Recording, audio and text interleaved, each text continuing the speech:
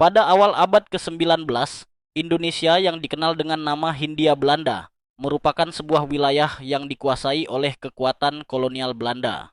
Pada masa itu, Indonesia belum merdeka dan masih berada di bawah kekuasaan Belanda yang sudah berlangsung sejak abad ke-19. Namun, pada saat yang bersamaan, di Eropa, ada satu nama yang sedang mengguncang seluruh benua, yaitu Napoleon Bonaparte. Napoleon bukan hanya dikenal sebagai jenderal besar dari Prancis, tetapi juga sebagai sosok yang hampir menguasai seluruh Eropa. Napoleon Bonaparte lahir di Korsika pada tahun 1769 dan dengan cepat naik melalui hierarki militer Prancis. Pada tahun 1799, setelah melakukan kudeta, ia menjadi pemimpin Prancis dan kemudian memproklamirkan diri sebagai Kaisar Prancis pada tahun 1804. Selama masa pemerintahannya, Napoleon melakukan berbagai reformasi besar, baik di bidang politik, hukum, maupun militer. Dengan kekuatan militer yang luar biasa, ia berhasil memperluas wilayah kekuasaannya hampir di seluruh Eropa, dari Spanyol, Italia, hingga Jerman, Belanda, dan banyak negara lainnya. Namun, meskipun keberhasilan Napoleon begitu mencolok di Eropa, ia juga menciptakan ketegangan internasional, terutama dengan Inggris. Ingat bahwa Inggris adalah musuh utama Perancis di banyak pertempuran besar, dan perang antara kedua negara ini menjadi pusat dari Perang Napoleon. Perang ini berlangsung selama lebih dari satu dekade, dari tahun 1803 hingga 1815, dan berdampak besar pada tatanan politik Eropa. Sekarang, bagaimana Indonesia terlibat dalam konflik besar ini? Meskipun Indonesia terletak ribuan kilometer dari Eropa, dampak dari Perang Napoleon langsung terasa di Hindia Belanda. Pada awal abad ke-19, Belanda yang merupakan negara kecil di Eropa menghadapi ancaman besar dari Prancis yang dipimpin oleh Napoleon. Karena Belanda lebih fokus pada ancaman dari Prancis, pemerintahan Belanda pun menjadi lemah dan tidak dapat menjaga kekuasaannya dengan baik atas koloni-koloninya, termasuk Indonesia. Sebagai bagian dari Perang Napoleon, Belanda yang telah berada di bawah tekanan besar akhirnya jatuh ke tangan Prancis. Dengan jatuhnya Belanda ke tangan Napoleon, wilayah Hindia Belanda juga ikut terpengaruh. Pada tahun 1806, Belanda menjadi bagian dari kerajaan Prancis yang mengarah pada pengalihan kekuasaan di banyak wilayah, termasuk Indonesia. Napoleon, yang berambisi memperluas pengaruh Prancis ke seluruh dunia, memutuskan untuk memanfaatkan kondisi ini. Namun, Inggris, yang sudah lama menjadi musuh bebuyutan Prancis, tidak bisa membiarkan Belanda, yang sebelumnya menjadi kekuatan besar di Asia, terlalu dekat dengan Prancis. Inggris melihat bahwa wilayah Hindia Belanda memiliki kekayaan sumber daya alam yang sangat penting. Dan dengan terjadinya perubahan kekuasaan ini, Inggris melihat peluang besar untuk menguasainya. Pada tahun 1811, Inggris akhirnya menguasai Hindia Belanda, mengalihkan kekuasaan dari Belanda yang berada di bawah kontrol Prancis ke tangan Inggris, dengan tujuan untuk mengurangi pengaruh Prancis di wilayah tersebut.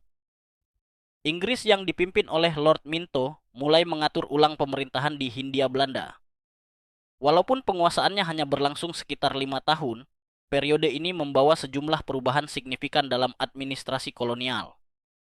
Salah satu perubahan besar adalah pengenalan sistem pajak yang lebih efisien, yang secara tidak langsung mempengaruhi struktur ekonomi di wilayah Indonesia.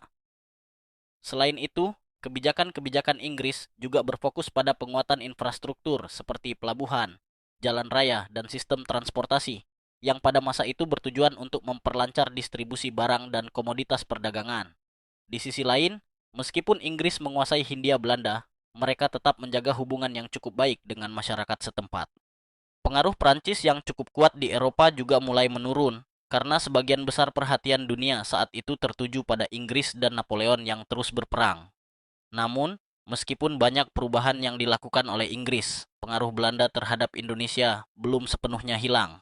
Dan seiring waktu, Belanda berusaha untuk kembali mendapatkan kontrol atas Hindia Belanda. Pada tahun 1814, setelah Napoleon mengalami kekalahan telak di pertempuran Waterloo dan akhirnya diasingkan ke Pulau Saint Helena, pada tahun 1815, perjanjian perdamaian internasional mulai disusun.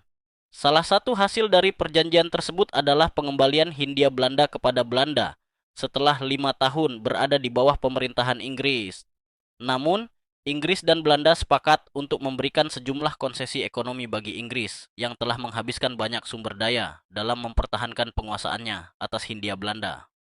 Setelah mendapatkan kembali kontrol atas Hindia Belanda pada tahun 1816, Belanda memulai kembali pengelolaan koloni mereka di Asia, tetapi tidak bisa mengabaikan banyak perubahan yang telah terjadi selama periode pemerintahan Inggris.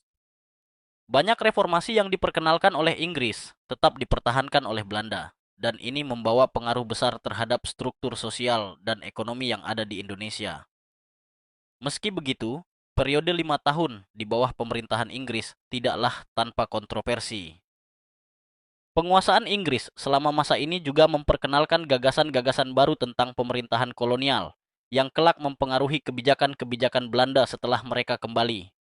Periode ini menciptakan celah dalam hubungan antara kolonialisme Belanda dan masyarakat Indonesia yang seiring berjalannya waktu berujung pada munculnya kesadaran akan pentingnya perubahan yang lebih besar. Secara keseluruhan, meskipun Indonesia tidak pernah secara langsung berada di bawah kekuasaan Napoleon Bonaparte, Perang Napoleon dan perubahan besar yang ditimbulkan oleh peperangan tersebut memiliki dampak yang jauh lebih luas. Dari pengalihan kekuasaan yang mempengaruhi wilayah Indonesia, hingga perubahan dalam kebijakan pemerintahan kolonial, masa-masa yang dipengaruhi oleh Napoleon ini membuka jalan bagi perubahan lebih lanjut yang akan terjadi di Indonesia.